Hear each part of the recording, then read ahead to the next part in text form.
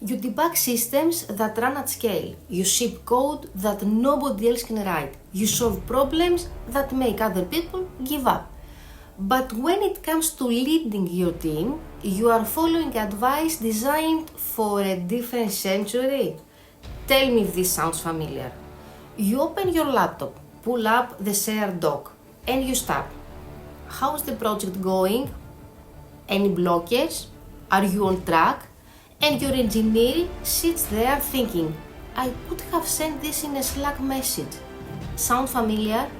Here's what nobody tells you about one-to-ones. Most engineering managers use them to gather information, progress updates, blockers, delivery status. But here's my question. If you need a scheduled meeting to know what is happening with your team, what are you doing the other 6 days?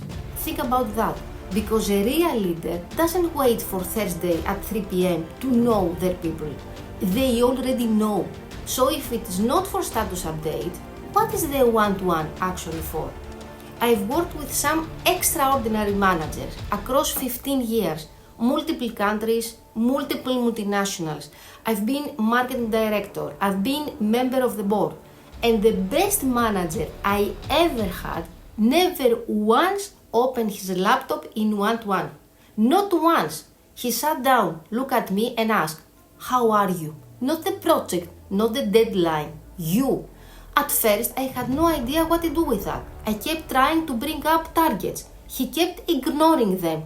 We will get to that. Tell me, what do you actually want? And I remember thinking, is this a test? But it wasn't. And then, somehow, we ended up talking about Nike. Both of us wanted to work there one day. He had his reason, but I left from the meeting more motivated than any performance review I've ever had. Now here's what I want you to think about. You choose engineering, a field that moves fast, breaks things, rebuild them better. You don't accept, that's how we've always done it, in your code base. So why accept it in how you lead? Think about this. The conventional wisdom says, use one-to-ones to track goals, review blockers, align on priorities. But the best engineering managers I've worked with, they use them for something completely different. They use them to make their engineer feel like a human first and an employee second. Because here's what happens when someone feels truly seen. They bring you problems before they become disasters. They tell you when they are burning out before they quit. Has this ever happened to you? Losing someone and not seeing it coming? So here's what I took from that MD. One question.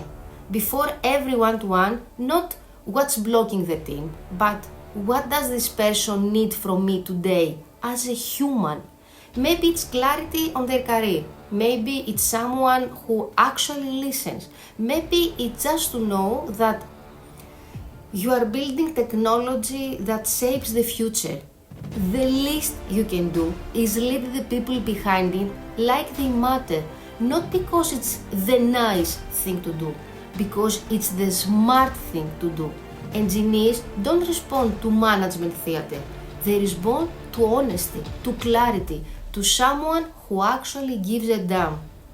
So next time you open that one-to-one calendar invite, close the share doc, put away the agenda, and ask one question. How are you? Not the sprint, not the project, you. Then actually listen. That's not a soft skill. That's engineering leadership. If this resonated, subscribe. Every week I share what nobody told you about managing engineers. See you next week. Bye!